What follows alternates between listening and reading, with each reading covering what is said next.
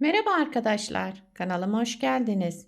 Bugünkü modelimizi şöyle güzel bir bebe yünüm var. Onunla başlayacağım. Kullanacağım şiş 4 numara. Modelimiz oldukça güzel ve kolay bir model. Yapım aşamalarına geçmeden önce kanalıma abone değilseniz abone olup videolarımı da beğeniyorsanız beğeni yapmayı, yorum yapmayı, beni desteklemeyi unutmayın arkadaşlar. Şimdiden hepinize teşekkürler. Dilerseniz yapım aşamalarına geçelim. İlmeklerimi alarak başlıyorum. Bu model için ilmek sayısı 2 ve 2'nin katları. Yani çift sayıda olması gerekiyor. Yapacağımız örgüye göre bu şekilde ayarlayıp modelimizi kurabiliriz.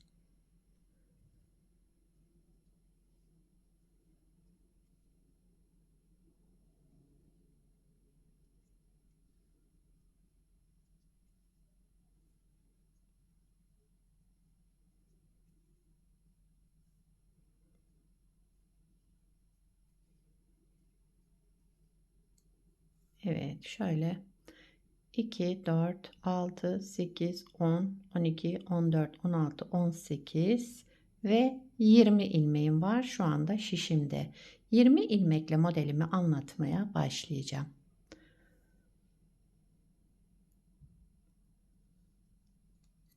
Kenar ilmeğimi ilk sıra olduğu için ördüm. Birinci ilmeğimin arka boşluğuna şu iki ilmekten çalışacağım. Bu ara boşluktan bakın. Buradan bir ilmek çıkardım, aldım. Sıradaki ilmeğimi bir de arkasındaki ilmeğimi iki ilmeği bir alarak düz ördüm. Tek ilmeğe düşürdüm.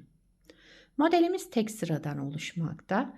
Yapacağımız işlem de bu arkadaşlar. Ön yüzünde, arka yüzünde iki tarafta da aynı işlemi yapacağız. Modelimizin yani örgümüzün arka ve ön yüzü aynı olacak. Tersi düzü yok yani. Sıradaki ilmeğimin arka boşluğundan bir ilmek çıkardım, aldım ve bu iki ilmeğimi düz örerek tek ilmeğe düşürdüm. İkinci ilmeğimin ara boşluğundan bir ilmek çıkardım, aldım. Bu iki ilmeğimi düz örerek tek ilmeğe düşürdüm.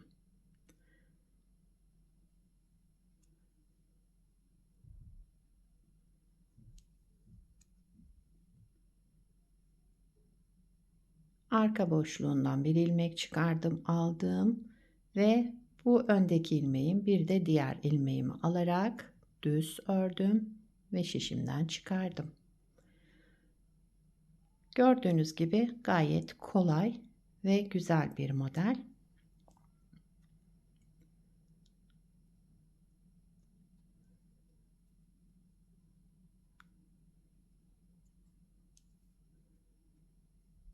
Evet. Birinci sırayı tamamlamış oldum bu şekilde bakın.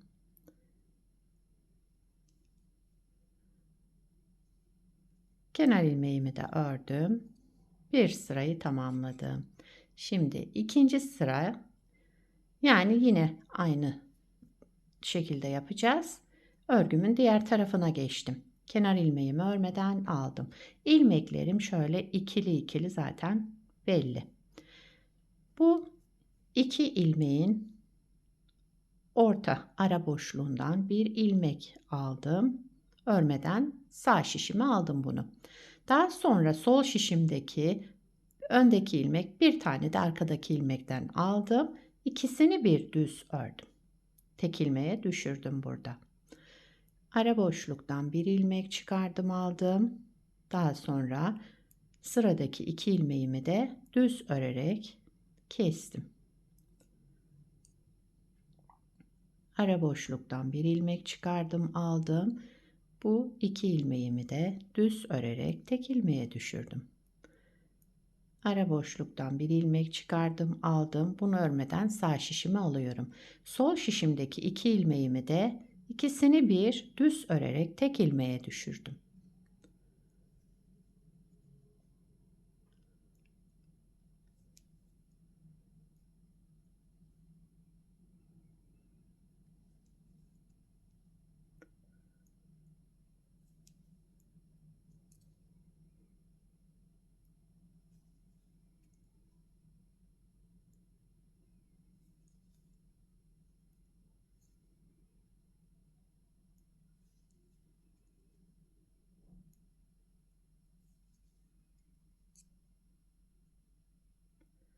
Son 2 ilmeğimiz.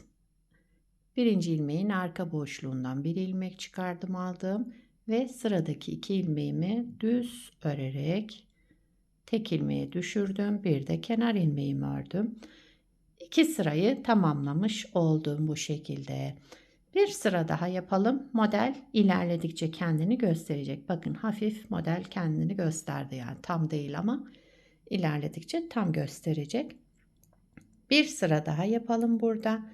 Kenar ilmeğinden sonra bakın bu 2 ilmeğin ara boşluğundan bir ilmek çıkarıp alalım. Daha sonra bu 2 ilmeğimizi de düz örerek toplayalım. İkinci ilmeğin arka boşluğundan bir ilmek, pardon, birinci ilmeğin arka boşluğundan bir ilmek çıkardım aldım ve 2 ilmeğimi de düz örerek tek ilmeğe düşürdüm. Bu sırayı da beraber tamamlayalım. Model böyle devam edecek.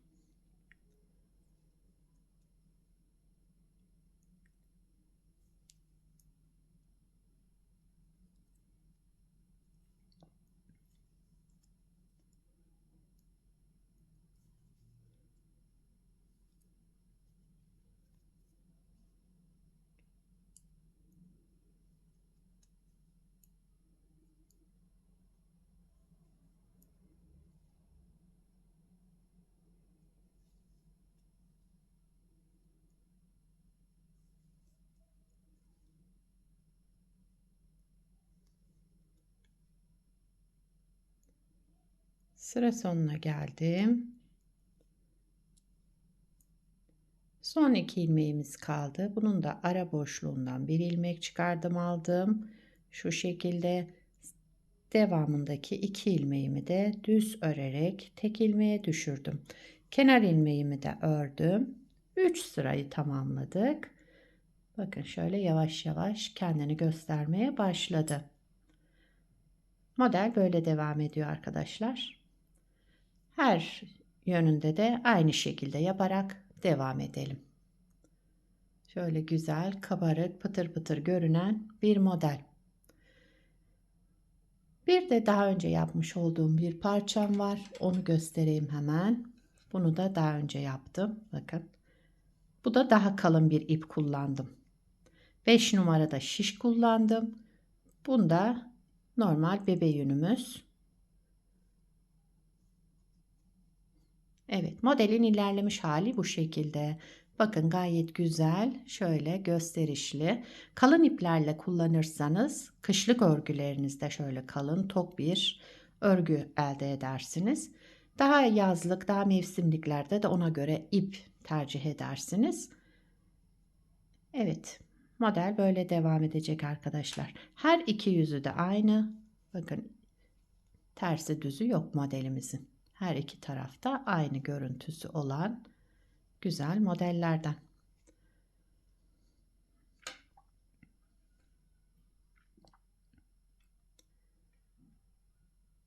Sizler de nelerde kullanacaksınız? Onları yorumlarda belirtirseniz sevinirim. Beni buraya kadar izlediyseniz bir beğeni yapmayı, yorum yapmayı, beni desteklemeyi unutmayın arkadaşlar. Şimdiden hepinize teşekkürler.